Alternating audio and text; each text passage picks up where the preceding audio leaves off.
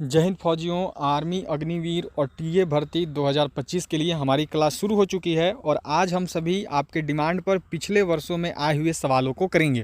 खास करके वो क्वेश्चंस रहेंगे जो प्रीवियस ईयर में पूछे गए हैं।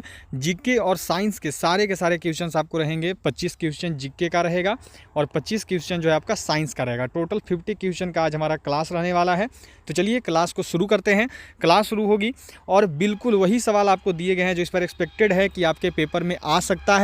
और एक एक सवाल, जो भी सवाल आपको बनवाया जाएगा उस सवाल में से जितने भी पॉइंट आपके एग्जाम के लिए इंपॉर्टेंट बनते हैं हम सभी उन पॉइंट्स को भी नोट करेंगे। ये नहीं कि केवल सवाल को टिक मारते चले गए, वो वाला क्लास नहीं चलेगा। पूरा डिटेल के साथ हम सभी क्लास में पढ़ने वाले हैं। तो तैयार हो जाइए। अभी से आप सभी 30 से 40 मिनट खुद को रेडी कर लीजिए। पूरा बेहतरीन क्लास होने जा रहा है। नोट कॉपी तैयार कर लीजिए। एक एक क्वेश्चंस को सभी नोट करते चलेंगे क्योंकि बहुत ही इंपॉर्टेंट क्लास रहेगी आपके लिए। जो भी सवाल हम बनाएंगे उस सवाल में जो भी इंपॉर्टेंट क्वेश्चन बनेंगे उन सभी इंपॉर्टेंट क्वेश्चंस को भी हम सभी जो है साथ में करते चलेंगे। तो चलिए शुरू करते हैं। क्वेश्चन नंबर 1 के साथ शुरू करने वाले हैं। तो क्वेश्चन नंबर 1 जो है ये देखो आपको यहाँ पर क्या मिला हुआ है। उससे पहले जल्दी से एक बार सारे लोग शेयर करिए इस क्लास को, इस सेशन को। जिन्होंने भी अभी तक भी शेयर नहीं करा हुआ है सभी लोगों को लाइक ज़रूर कर लेना है। और अगर आपने अभी तक भी चैनल को सब्सक्राइब नहीं किया हुआ है तो सभी सब्सक्राइब करके बेल आइकन को ऑल पर ज़रूर सेट कर लेंगे। तो चलिए शुरू करते हैं क्वेश्चन नंबर 1 के साथ। तो चलिए क्वेश्चन नंबर 1 से शुरू करते हैं। क्वेश्चन नंबर 1 देखो यहाँ पे आपको दिया गया है कि खिलाड़ियों हेतु भारत में सर्वोच्च खेल पुरस्कार है। Which is the highest sports award in India for sports person. जो खिलाड़ी हैं, खिलाड़ियों के लिए सर्वोच्च खेल पुरस्कार कौन सा है? इस सवाल का सही जवाब क्या होगा? चलिए जल्दी से सभी लोग को आंसर करना है और यहाँ पर बतानी है। सभी को जय हिंद। तो खिलाड़ियों के लिए भारत में जो सर्वोच्च खेल पुरस्कार है यह देखो राजीव गांधी खेल रत्न पुरस्कार है। ऑप्शन सी सही होगा। ठीक है, सी वालों का जवाब जो है यहाँ पे सही है। चलिए अगला सवाल देखते हैं। नेक्स्ट क्वेश्चन क्या दिया हुआ है कि राज्यसभा के लिए नामित प्रथम फिल्म अभिनेत्री कौन थी? Who was the first film actress nominated to the Rajya Sabha. ये पूछा हुआ सवाल है आर्मी परीक्षा का पेपर में। देखो 21 में 22 में दोनों साल जो है ये वाला सवाल आया हुआ है। तो जल्दी से सभी लोग बताएंगे और करेंगे। यहाँ पे राज्यसभा के लिए नामित प्रथम फिल्म अभिनेत्री कौन है? तो वो है देखो नरगिस दत्त। ठीक है, ऑप्शन नंबर ए वालों का जवाब जो है यहाँ पर सही होगा। ए जितने भी लोग आंसर करेंगे ए वालों का आंसर जो है यहाँ पे सही है। बहुत अच्छा, ए वालों का जवाब जो है बिल्कुल सही होगा। बहुत बढ़िया। चलिए अगला सवाल पे चलते हैं। नेक्स्ट क्वेश्चन क्या पूछा है कि किसी भी अभियुक्त की फांसी की सजा को बदलने या कम करने का अधिकार किसे दिया गया है? Who has been given the right to change or reduce the death sentence of accused। कोई भी accused है, मानो गुनहगार है, तो उसकी फांसी को सजा को बदलने या कम करने का अधिकार किसके पास होता है? उसकी फांसी की सजा को कौन बदल सकता है, कौन कम कर सकता है? तो जो सही जवाब है यह होगा देखो ऑप्शन ए वालों का आंसर यहाँ पे सही है। कौन कौन ए कर रहे हैं? ए वाले बिल्कुल सही है। बहुत बढ़िया, ए वालों का आंसर सही होगा। राष्ट्रपति बदल सकता है। ठीक है, केवल और केवल फांसी की कौन बदल सकता है? यह देखो राष्ट्रपति के द्वारा ही जो है बदला जा सकता है। चलिए अगले सवाल पे चलते हैं। अगला सवाल देखिए आपको क्या दिया गया है। नेक्स्ट क्वेश्चन यहाँ पे है आपका कि भारत के राष्ट्रपति निर्वाचित होने के पात्र बनने के लिए किसी व्यक्ति की आयु पूर्ण होनी चाहिए। जो अगर आपको भारत का राष्ट्रपति बनना है तो भारत का राष्ट्रपति बनने के लिए किसी भी व्यक्ति की आयु कितनी होनी चाहिए? क्या होगा सही जवाब? तो भारत का राष्ट्रपति बनने के लिए किसी भी व्यक्ति की जो आयु है यह 35 वर्ष होना चाहिए। ही नहीं बल्कि उपराष्ट्रपति बनना हो या राज्यपाल बनना हो या उपराज्यपाल बनना हो, ये सब बनने के लिए टोटल आयु जो है वो 35 वर्ष कम से कम होनी चाहिए। ठीक है, चलिए अगले सवाल पे चलेंगे। अगला सवाल देखो क्या दिया हुआ है। नेक्स्ट क्वेश्चन है कि भारतीय संविधान में कितनी भाषाएं क्षेत्रीय भाषाओं के रूप में मान्यता प्राप्त है? 12, 13, 14 या फिर 22। जो भारतीय संविधान है हमारा, भारतीय संविधान में कुल कितनी ऐसी भाषाएं हैं जिनको जो है यहाँ अब हमारी क्षेत्रीय भाषाएं कितनी शामिल है भारतीय संविधान में? तो भारतीय संविधान में कुल देखिए 22 भाषाएं शामिल है। ठीक है, और अनुसूची पूछा जाएगा कि कौन सा अनुसूची में है, तो ध्यान में रखिएगा यह जो है देखो 8वीं अनुसूची में है। ठीक है, 8th शेड्यूल में है और ये सवाल पिछले सभी वर्षों में आ रखा है, बहुत इंपॉर्टेंट सवाल है, प्रीवियस ईयर का लगातार आया हुआ है। ठीक है, तो 22 ऑप्शन डी, बहुत बढ़िया। चलो जी, अगला सवाल है कि ग्राम पंचायत के निर्वाचित प्रतिनिधियों का कार्यकाल कितना होता है। जो ग्राम पंचायत है, ग्राम पंचायत के जो निर्वाचित प्रतिनिधि होते हैं, इनका कार्यकाल कितने वर्षों का होता है। सही जवाब क्या होगा, तो ग्राम पंचायत के जो निर्वाचित प्रतिनिधि हैं, इनका जो कार्यकाल है यह होता है 5 वर्षों का। ठीक है, और केवल ग्राम पंचायत ही नहीं, अगर आपसे लोकसभा पूछे, ठीक है, ये लोकसभा वाला देखो पूछा गया है कि लोकसभा का कार्यकाल कितने वर्षों का होता है।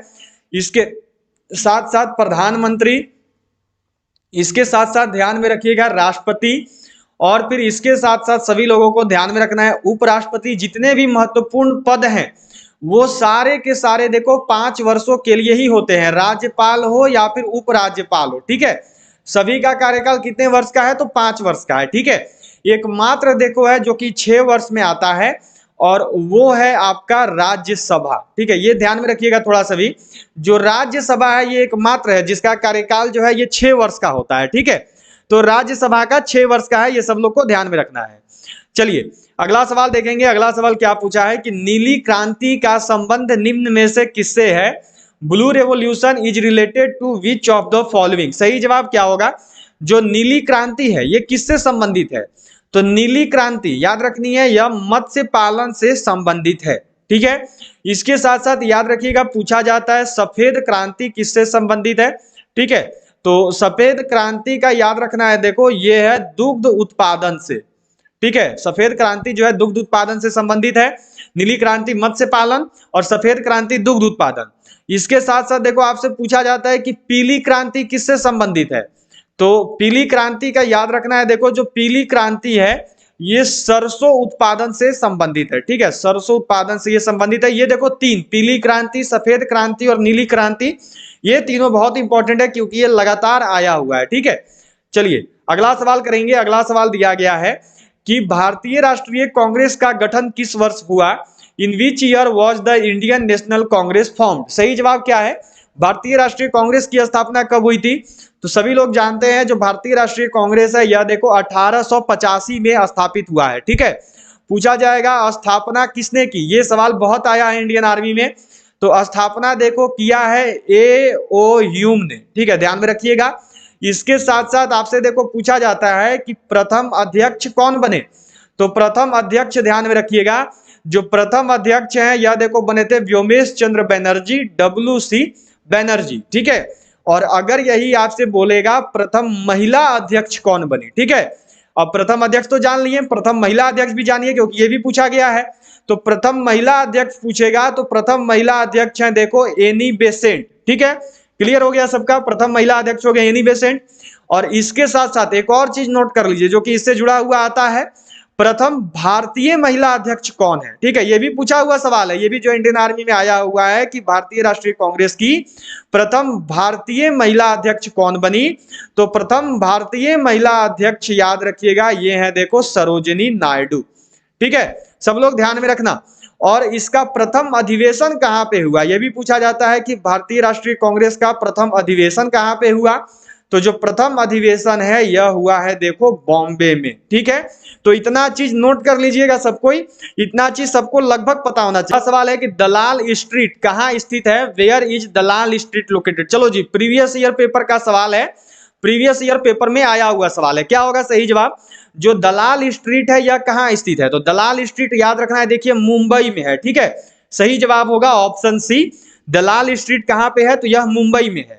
चलिए अगला सवाल करेंगे। नेक्स्ट क्वेश्चन देखो क्या पूछा हुआ है।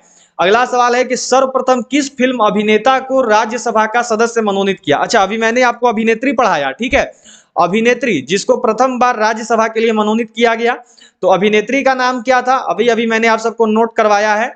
अभिनेत्री का नाम था देखो नरगिस दत्त। ठीक है, नरगिस दत्त जी हो गई।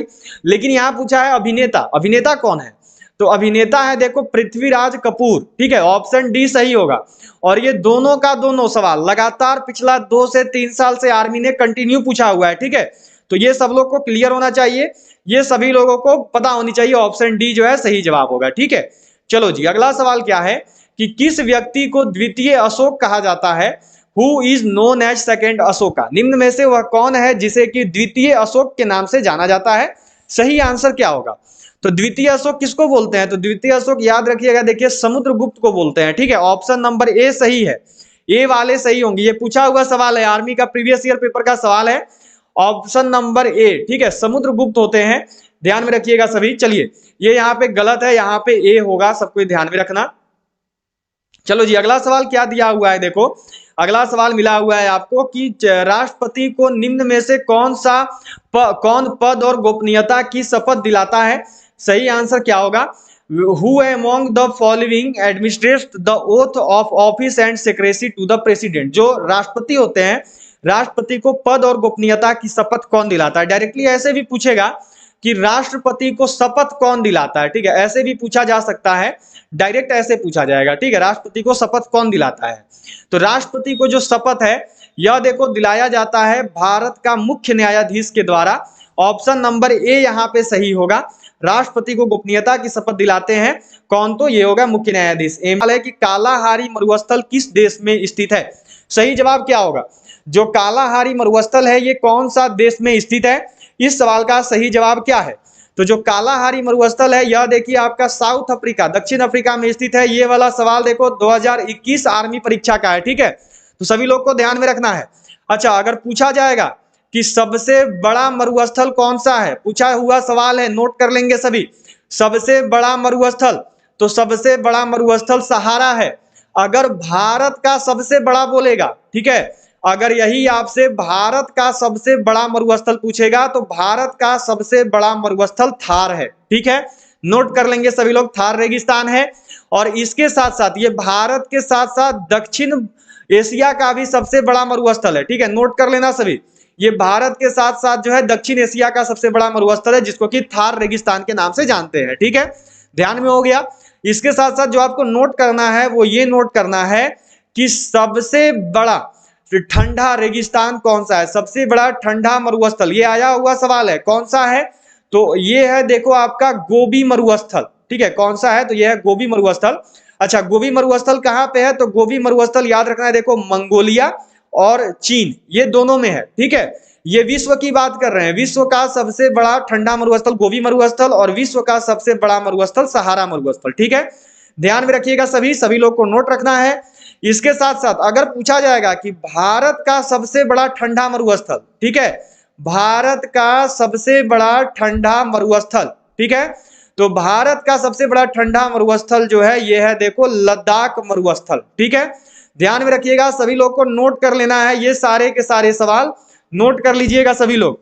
चलिए जी, अगला सवाल क्या पूछा है कि सबसे अधिक उम्र में प्रधानमंत्री पद पर आसीन होने वाले व्यक्ति हैं।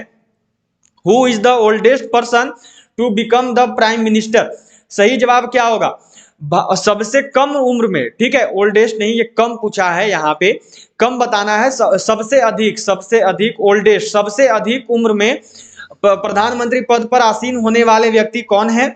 तो वह व्यक्ति जो कि सबसे अधिक उम्र में बने हैं वो है देखो मोरारजी देसाई। ठीक है, यह जो है सबसे उम्रदराज प्रधानमंत्री रहे हैं हमारे। ऑप्शन सी बहुत बढ़िया जवाब है, बहुत अच्छे, सी वालों का जवाब यहाँ पे सही है। ठीक है, चलिए क्या पूछा गया है अगला सवाल देखो कि भारतीय संसद के ऊपरी सदन को किस नाम से भी जाना जाता है? ये वाला सवाल मैंने आपको पहले करवाया हुआ है। चलिए बताइएगा सभी लोग, भारतीय संसद के ऊपरी सदन को किस नाम से जाना जाता है? एक एक बार सभी लोग क्लास को लाइक कर लेंगे और सारे लोगों को एक एक बार जो है क्लास को शेयर कर देनी है। चलो जी, भारतीय संसद का ऊपरी सदन, तो ऊपरी सदन है राज्यसभा, ऑप्शन बी बिल्कुल सही जवाब है। ठीक है, और निचला सदन पूछेगा, निचला सदन, तो निचला सदन कहते हैं लोकसभा को। ठीक है, ये ध्यान में रखिएगा बहुत। अगला सवाल मिला हुआ है कि ब्लैक पैगोडा है, ब्लैक पैगोडा, ब्लैक पैगोडा कहाँ पे है? मिस्र में है, श्रीलंका में है, कोणार्क में है, या फिर आपका देखो मदुरई में है।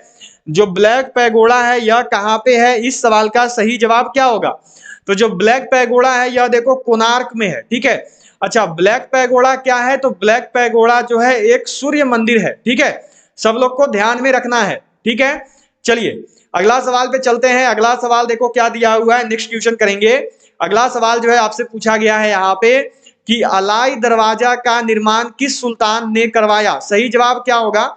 The sultan got the Alai Darwaza built. सही आंसर क्या है? जल्दी से सभी लोग बताएंगे और करेंगे यहाँ पर। अलाई दरवाजा का निर्माण किसके द्वारा करवाया गया? तो अलाई दरवाजा का निर्माण देखो करवाया है अलाउद्दीन खिलजी ने। ऑप्शन सी सही है। सी कौन कौन? खिलजी ने किया है। ठीक है, चलिए अगला सवाल है, लोकसभा का चुनाव लड़ने के लिए इच्छुक व्यक्ति की न्यूनतम आयु होनी चाहिए। चलिए बताइएगा सभी लोग, लोकसभा का चुनाव लड़ने के लिए जो है इच्छुक व्यक्ति की न्यूनतम आयु कितनी होनी चाहिए? इस सवाल का सही जवाब क्या होगा?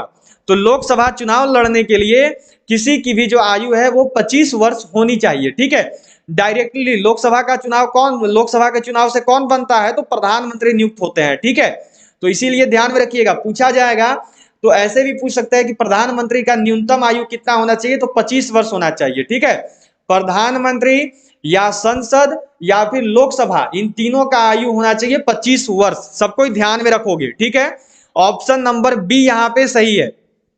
चलिए अगला सवाल पे चलते हैं। अगला सवाल देखो क्या दिया हुआ है कि किस महाद्वीप को श्वेत महाद्वीप के नाम से जाना जाता है? Which continent is known as white continent? सही जवाब क्या होगा? वह कौन सा महाद्वीप है जिसको कि श्वेत महाद्वीप के नाम से जानते हैं? श्वेत महाद्वीप किसको बोलते हैं? तो श्वेत महाद्वीप देखिए बोला जाता है अंटार्कटिका को। जो सही जवाब है ये होगा ऑप्शन डी। ठीक है, चलो अगला सवाल देखेंगे। अगला सवाल क्या पूछा गया है आपसे कि विश्व की सबसे बड़ी खारे पानी की झील है world's largest salt water lake, कौन सा है? विश्व का सबसे बड़ा खारे पानी का झील कौन सा है? सही जवाब क्या होगा? तो विश्व का जो सबसे बड़ा खारा पानी का झील है यह है देखो ऑप्शन बी, कैस्पियन सागर। ठीक है, सवाल क्या है देखो, नेक्स्ट क्वेश्चन दिया हुआ है कि सिंधु नदी का उद्गम स्थल है where is the origin of river Indus? Rohtang दर्रा, मानसरोवर झील, शेषनाग झील या फिर मापसिंग हिमानी? ये पूछा हुआ सवाल है आर्मी का। देखो प्रीवियस ईयर पेपर का सवाल है, 22-23 दोनों साल में आ रखा है। 2023 में 2022 में दोनों साल में जो इस सवाल को पूछा जा चुका है। तो सिंधु नदी का जो उद्गम स्थल है ये होता है देखो मानसरोवर झील। जो सही जवाब है ये होगा ऑप्शन बी। ठीक है, बी वालों का जवाब जो है सही है, बहुत बढ़िया, बी वाले सही है। अगला सवाल है कि निम्न में से किस राज्य में कोलेरू झील स्थित है? बताना है कि in which of the following state Kolleru lake located. मैंने आज से कुछ दिन पहले आपको ये वाला सवाल बनवाया है, देखते हैं कौन कौन बता पाओगे, किसका किसका जवाब आएगा। कोलेरू झील कहाँ स्थित है? तो कोलेरू झील ध्यान में रखना देखो आंध्र प्रदेश में स्थित है। जो सही जवाब है ये होगा आपका देखो ऑप्शन डी, कोलेरू झील। ठीक है, देखो अगर आपसे पूछा जाए कि भारत का सबसे बड़ा झील कौन सा है, तो सबसे बड़ा झील होता है देखो हमारा चिल्का झील। ठीक है, ये सब लोग नोट रखिएगा, सबसे बड़ा झील तथा सबसे बड़ा खारा पानी का झील। ठीक है, ये दोनों का दोनों कौन है? तो चिल्का झील है जो कि उड़ीसा में है, ये ध्यान में रखनी है। अच्छा, इसके साथ साथ सबको ध्यान में रखिएगा, अगर पूछा जाए कि सबसे बड़ा मीठा पानी का झील कौन सा है, सबसे बड़ा मीठा पानी का झील कौन सा है, ये अगर पूछा जाएगा तो इसका सही जवाब होगा देखो वुलर झील। ठीक है, जो कि कहां पर है? तो जम्मू एंड कश्मीर में है। ठीक है, चलिए अगला सवाल पे चलते हैं। अगला सवाल देखो दिया गया है कि हीराकुंड परियोजना किस राज्य में है? In which state is the Hirakud project located? Hirakud परियोजना जो है किस राज्य में स्थित है? सही जवाब क्या होगा? हीराकुंड परियोजना कहां पर है? ये देखो उड़ीसा लिखा हुआ है। ठीक है, तो हीराकुंड परियोजना ध्यान में रखना है देखो उड़ीसा में है। किस नदी पर बना हुआ है ये पूछा जाता है, तो महानदी पे है। और किस जिला में है? तो याद रखना यह देखो संबलपुर जिला में है। ठीक है, ध्यान में रखिएगा, ये पूछा हुआ सवाल है। दिया गया है देखो कि नाथुला दर्रा किस राज्य में स्थित है? In which state is the Nathu La pass located? ये भी सवाल प्रीवियस ईयर पेपर से है। देखो जीके का आखिरी सवाल है, जीके का टोटल 25 क्वेश्चन था आज हमारा, तो 25वां सवाल है जीके का। इसके बाद जो है साइंस के क्वेश्चंस को करेंगे। चलिए बताइएगा सभी लोग क्या होगा, नाथुला दर्रा किस राज्य में है? तो जो नाथुला दर्रा है यह देखो आपका स्थित है सिक्किम राज्य में, ऑप्शन सी सही होगा। और ये भी सवाल आपका प्रीवियस ईयर आर्मी पेपर का है, 2022 आर्मी परीक्षा में इस सवाल को इंडियन आर्मी ने पूछ रखा है। ठीक है, यहाँ से जो है आपका साइंस शुरू हो रहा है। ठीक है, अब जो है यहाँ से आपका क्या शुरू हो जाएगा? तो साइंस शुरू हो जाएगा। चलिए बताइएगा सभी लोग कि मानव नेत्र का वह भाग जिस पर प्रतिबिंब बनता है क्या कहलाता है? सही आंसर क्या होगा? मानव नेत्र का वह भाग जिस पर प्रतिबिंब बनता है उस भाग को क्या कहा जाता है? तो देखिए मानव नेत्र का वह भाग जिस पर प्रतिबिंब बनता है तो वह भाग जो है वह भाग देखो रेटिना कहलाता है, ऑप्शन सी। ठीक है, चलिए अगला सवाल आपसे यहाँ पे पूछा गया है। नेक्स्ट क्वेश्चन जो है यह देखो क्या किया गया है। अगला सवाल है आपका कि यूरिया किसके द्वारा रुधिर से पृथक किया जाता है? Urea is separated from the body by. Army 2023 परीक्षा का सवाल है, देखते हैं कौन कौन सही कर पाओगे। यूरिया जो है किसके द्वारा मनुष्य की शरीर से अलग किया जाता है? रुधिर से, खून से अलग होता है। खून से जो है यूरिया किसके द्वारा अलग होता है? तो यह देखो अलग होता है गुर्दा से, किडनी से। ठीक है, जो सही जवाब है ये होगा आपका ऑप्शन डी। चलिए अगला सवाल दिया हुआ है कि प्रकाश संश्लेषण की क्रिया में पौधे किस ऊर्जा का उपयोग करते हैं? What energy do plants use in the process of photosynthesis? जो प्रकाश संश्लेषण का क्रिया है इसमें जो पौधे हैं वो कौन सी ऊर्जा का प्रयोग करते हैं? तो प्रकाश संश्लेषण की क्रिया में जो पौधे हैं यह देखो रासायनिक ऊर्जा का प्रयोग करते हैं। जो सही जवाब होगा ये होगा आपका यहाँ पे ऑप्शन बी। ठीक है, रासायनिक ऊर्जा। एक चीज ध्यान में रखिएगा कि प्रकाश संश्लेषण की क्रिया में कौन सी ऊर्जा जो है कार्य में लाई जाती है? तो रासायनिक ऊर्जा है। इसके साथ साथ किस ऊर्जा से वो निर्माण करते हैं? अगर पूछा जाएगा कि किस ऊर्जा से निर्माण करते हैं तो किस ऊर्जा से निर्माण करते हैं, देखो यहाँ पर प्रकाश संश्लेषण का, तो वो ऊर्जा है सौर ऊर्जा, सूर्य की प्रकाश से। ठीक है, और ये कैसी क्रिया है? तो ये जो है रासायनिक क्रिया है। ठीक है, अगर क्रिया पूछेगा तो रासायनिक क्रिया हो जाएगा। और किस ऊर्जा का प्रयोग करते हैं? तो सौर ऊर्जा का। तो ऐसे ऑप्शन सी यहाँ पे सही है।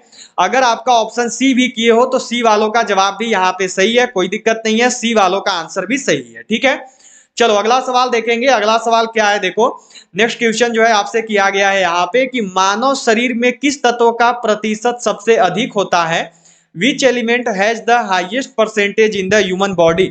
जो मनुष्य का शरीर है, मनुष्य का शरीर में सबसे अधिक मात्रा में कौन सा तत्व उपस्थित होता है? जितने भी लोग देखो आर्मी का नोटिफिकेशन का वेट कर रहे हैं कि नोटिफिकेशन कब तक आएगा, तो नोटिफिकेशन देखो पहले भी बताया जा चुका है कि पहला सप्ताह में जो है फरवरी का नोटिफिकेशन आ जाएगा। ठीक है, फरवरी का पहला सप्ताह में जो है आपका नोटिफिकेशन आने जा रहा है। तो बहुत कम टाइम है आपके पास, 1 से लेके 8 फरवरी के बीच में कभी भी फॉर्म अप्लाई हो सकता है। ज्यादा चांस 4 से 8 फरवरी का है। और एग्जाम कब से कब तक होगा? तो 15 से 20 अप्रैल के बीच में आपका एग्जाम जो है शुरू हो जाएगा, क्योंकि पिछले बार भी इसी टाइमिंग में जो है शुरू हुआ था। ठीक है, तो यहाँ पे सवाल का जवाब देना है, सही जवाब क्या होगा? तो सबसे अधिक मात्रा में देखो ऑक्सीजन है, ऑप्शन डी। बहुत अच्छे, मोहम्मद हार्डी, एमडी सईद, बहुत बढ़िया। डी वालों का सही है, गोलू यादव, बहुत अच्छे। डी वालों का आंसर जो है सही है। ठीक है, ऑक्सीजन सबसे अधिक मात्रा में होता है। चलो अगला सवाल है कि भारतीय न्यूक्लियर विज्ञान का जनक किसे कहा जाता है? Who is called the father of Indian nuclear science? भारतीय न्यूक्लियर विज्ञान का जनक किसको कहते हैं?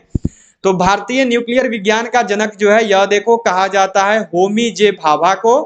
जो सही जवाब है ये होगा ऑप्शन ए, होमी जे भाभा। ठीक है, ए वालों का आंसर यहाँ पे सही है, बहुत बढ़िया।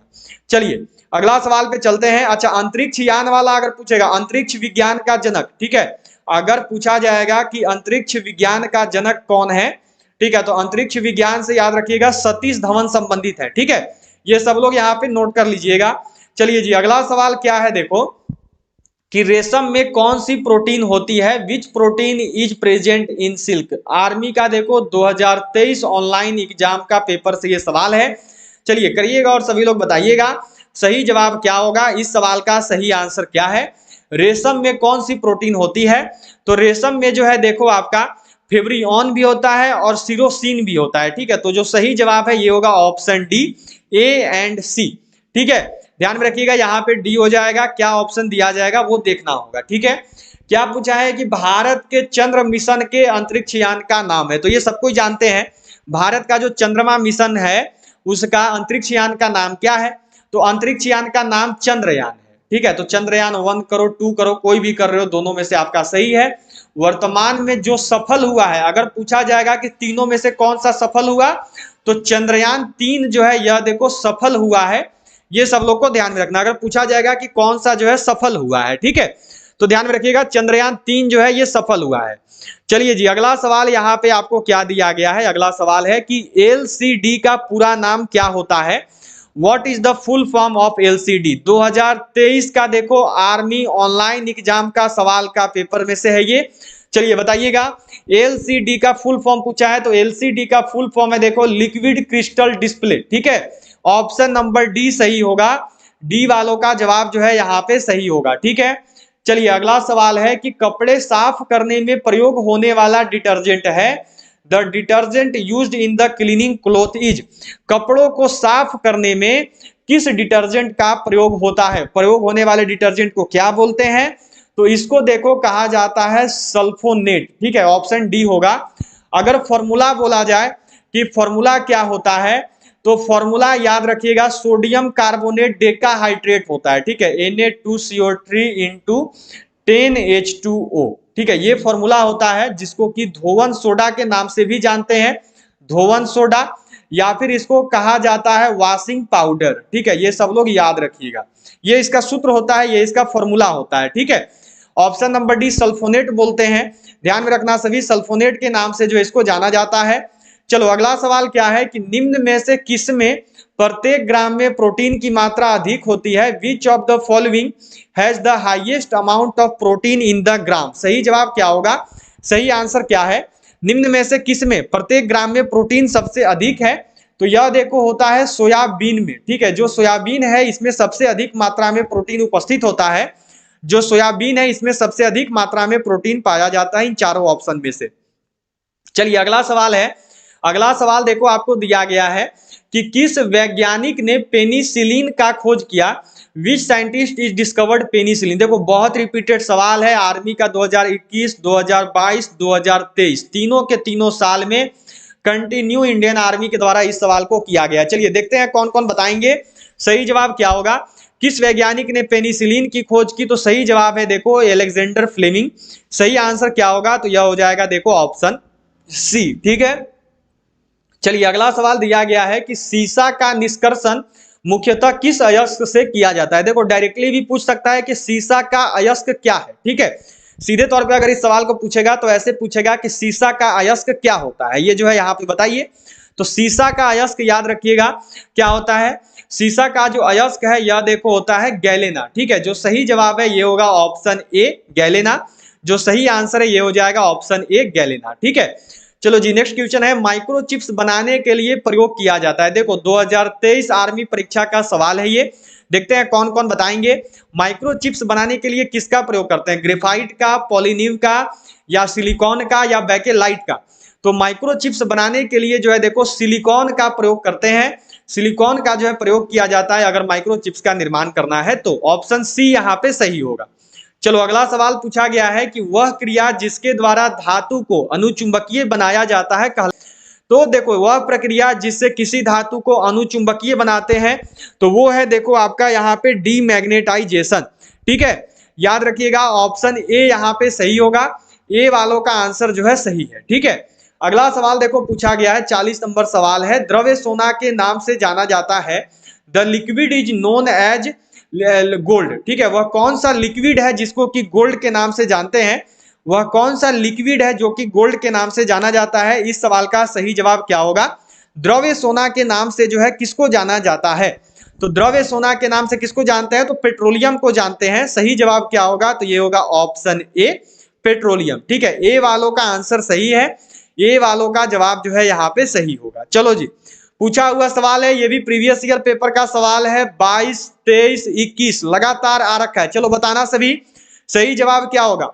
विद्युत ऊर्जा को यांत्रिक ऊर्जा में बदलने की युक्ति है, वह क्या है जिसके द्वारा विद्युत ऊर्जा को जो है यांत्रिक ऊर्जा में बदल दिया जाता है? इस सवाल का सही जवाब क्या है? सही आंसर करने की कोशिश करनी है तो वो है देखो विद्युत मोटर। जो इलेक्ट्रिक मोटर होता है उसके द्वारा जो है विद्युत ऊर्जा को यांत्रिक ऊर्जा में चेंज किया जाता है। ऑप्शन सी यहाँ पे सही होगा। चलो अगला सवाल है कि दूरबीन का आविष्कार किसने किया था? Who invented the telescope? देखो बहुत रिपीटेड सवाल है, 21, 22 दोनों साल में हर एक आर्मी पेपर में इस सवाल को रखा गया था। चलिए बताने का कोशिश करेंगे और सभी लोग बताएंगे कि दूरबीन का आविष्कार जो है किसके द्वारा किया गया है? दूरबीन का आविष्कार जो है किसने किया है? इस सवाल का सही जवाब क्या होगा? जल्दी से आंसर करेंगे और सभी लोग जो है यहाँ पे बताएंगे। तो दूरबीन का आविष्कार किसने किया है? तो दूरबीन का आविष्कार जो है यह देखो किया गया है गैलीलियो के द्वारा। ऑप्शन ए वालों का जवाब जो है यहाँ पे सही होगा। चलिए अगला सवाल क्या दिया गया है? सवाल पूछा गया है कि दो प्राथमिक रंग लाल और नीले के मिश्रण से कौन सा सेकेंडरी रंग प्राप्त होता है? देखिए जो दो प्राथमिक रंग है लाल और नीला, उससे जो है कौन सा सेकेंडरी रंग प्राप्त होगा। ये आपने 10th क्लास में पढ़ा था। टोटल कितने रंग होते हैं, तो 7 रंगों का मिश्रण होता है सूर्य का प्रकाश। ठीक है, ये नोट कर लेना, सूर्य का प्रकाश सबसे ज्यादा तरंगदैर्ध्य। अगर बोलेगा कि सबसे ज्यादा तरंगदैर्ध्य किस रंग का होता है, जिस रंग का तरंगदैर्ध्य सबसे ज्यादा होगा उस रंग का जो विचलन है वो सबसे कम होता है। ठीक है, तो वह रंग कौन सा है, तो वह रंग है लाल, रेड। ठीक है, अब यहां पे पूछा जाएगा अगर आपसे कि सबसे कम तरंगदैर्ध्य और विचलन, जिस रंग का तरंगदैर्ध्य कम होगा उस रंग का जो विचलन है वो सबसे ज्यादा होगा। ठीक है, तो वो रंग होता है देखो बैगनी। ये सब लोग ध्यान में रखना, ये पूछा जाता है सवाल, ये नोट कर लेना है सबको। अच्छा, सवाल क्या था कि लाल और नीला को बनाएंगे तो कौन सा रंग बनेगा, तो याद रखना मैजेंटा कलर जो है सेकेंडरी रंग प्राप्त होता है। ठीक है, ऑप्शन बी यहां पे सही होगा। चलो जी, अगला सवाल है, किया गया है कि दूरबीन क्या है। What is binocular. जो दूरबीन होते हैं वो क्या होते हैं, जो दूरबीन है ना, दूरबीन क्या होता है, देखो दूरबीन से जो है देखो दूर की वस्तु देखी जा सकती है। ऑप्शन ए सही होगा। ठीक है, ए वालों का जवाब जो है यहाँ पे सही है, ए वालों का आंसर जो है सही है। ठीक है, चलिए अगला सवाल पूछा गया है कि दूरदृष्टि निवारण के लिए काम में लेते हैं, used to treat far sightness. जो दूरदृष्टि है, दूरदृष्टि का इलाज किसके द्वारा किया जाता है। चलिए सभी लोग आंसर करेंगे और बताएंगे। यहाँ पे दूरदृष्टि दोष जो है, आंख की जो बीमारी होती है उसका इलाज किसके द्वारा करते हैं, तो दूरदृष्टि का जो इलाज है यह देखो किया जाता है उत्तल लेंस के द्वारा। सही आंसर होगा ऑप्शन बी। ठीक है, चलो अगला सवाल है कि एक मनुष्य 1 मीटर से भी कम दूरी की वस्तु को स्पष्ट नहीं देख सकता है, वह व्यक्ति किस दोष से पीड़ित है। क्या बोला, देखो कि 1 मीटर से भी कम दूरी की वस्तु को अच्छे से नहीं देख पा रहा है, तो उसका कौन सा नजर कमजोर है, तो उसका निकट का नजर जो है कमजोर है। ठीक है, मतलब कि वो 1 मीटर से भी कम दूरी को वस्तु को नहीं देख पा रहा है, इसका मतलब निकट की नजर निकट का वस्तु को अच्छा से नहीं देख पा रहा है। ठीक है, नजदीक की वस्तु को नहीं देख सकता है। तो जिस भी आंख के दोष में निकट के वस्तु को ठीक से नहीं देख सकते हैं उसको बोलते हैं दूरदृष्टि दोष। जस्ट उल्टा। ठीक है, अगर दूर का वस्तु अच्छा से नहीं दिखेगा तो वो निकट दृष्टि दोष होगा, अगर निकट का वस्तु अच्छा से नहीं दिखेगा तो वो दूर दृष्टि होगा। ठीक है, याद रखिएगा जस्ट उल्टा होता है। ठीक है, सबसे उल्टा होता है, ऐसा नहीं कि निकट का ठीक से नहीं दिखेगा तो निकट दृष्टि दोष हो गया, नहीं, इसमें जस्ट उल्टा होता है। ठीक है, तो ऑप्शन ए यहाँ पे सही होगा। इस सवाल का जो सही जवाब है ये ऑप्शन ए होगा। ठीक है, जस्ट उल्टा होता है, ध्यान में रखना। अगला सवाल है कि मानव त्वचा का रंग बनता है, what is the colour of human skin. जो मानव त्वचा का रंग है वो किससे बनता है, जो मानव त्वचा का रंग है उसका निर्माण किसके द्वारा होता है। इस सवाल का सही जवाब क्या होगा, तो मानव त्वचा का जो निर्माण है यह देखो होता है कलर का मेलानिन के द्वारा। जो सही आंसर है यह देखो ऑप्शन डी। ठीक है, अगला सवाल पूछा गया है कि कैंसर संबंधी रोगों का अध्ययन कहलाता है, the study of cancer related disease is called. तो कैंसर संबंधी रोगों का जो अध्ययन है इसको देखो ऑन्कोलॉजी बोलते हैं। सही जवाब होगा आपका क्या, तो ऑप्शन सी। ठीक है, चलिए अगला सवाल देखेंगे। अगला सवाल पूछा गया है कि सेल नाम किस जीव वैज्ञानिक ने प्रथम दिया था। वह कौन से वैज्ञानिक है जिनके द्वारा सेल नाम दिया गया, वह कौन सा वैज्ञानिक है जिन्होंने देखो सेल नाम सबसे पहले दिया है। इस सवाल के सही जवाब क्या होगा, तो सेल नाम जिस वैज्ञानिक के द्वारा सबसे पहले दिया गया वो है रॉबर्ट हुक। डायरेक्ट भी पूछा जाएगा कि कोशिका का खोज किसने प्रथम बार किया, तो कोशिका का खोज देखो 1605 ईस्वी में किया गया था, किसके द्वारा, तो ये किया गया है रॉबर्ट हुक के द्वारा। ठीक है, ध्यान में हो गया। चलिए अब अगला सवाल है। अगला सवाल आपको क्या दिया गया है कि इलेक्ट्रॉन सूक्ष्मदर्शी की खोज किसने की। 50 नंबर सवाल है, आज का लास्ट क्वेश्चन है, सभी लोग करने की कोशिश करेंगे और बताएंगे इलेक्ट्रॉन सूक्ष्मदर्शी का खोज किसके द्वारा किया गया। इलेक्ट्रॉन सूक्ष्मदर्शी का खोज किसने किया है, तो इलेक्ट्रॉन सूक्ष्मदर्शी का जो खोज है यह देखो किया है किसने, तो नोल और रुस्का ने। जो सही जवाब है ये होगा देखो ऑप्शन ए। ठीक है, इस सवाल का सही आंसर है ऑप्शन ए। आ गया सभी को जवाब, पता चल गया, ऑप्शन ए जो है सही जवाब होगा। ठीक है, यहाँ पे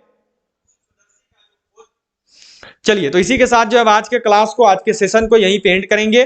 सभी लोग जाते जाते क्लास को लाइक कर दीजिएगा, सभी लोगों को शेयर कर देना है, और अगर आपने अभी तक भी चैनल को सब्सक्राइब नहीं किया है तो सभी लोग सब्सक्राइब करके बेल आइकन को ऑल पे जरूर सेट कर लेंगे। ठीक है,